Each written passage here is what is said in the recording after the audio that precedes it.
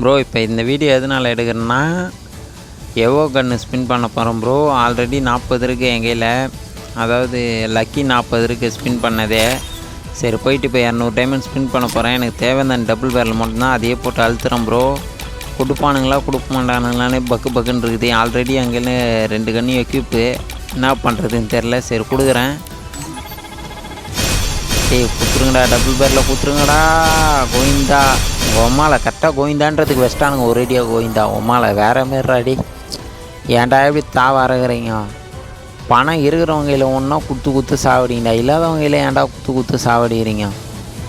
அதான் Kota நக்கை விட்டானுங்க bro வேறு மாரி.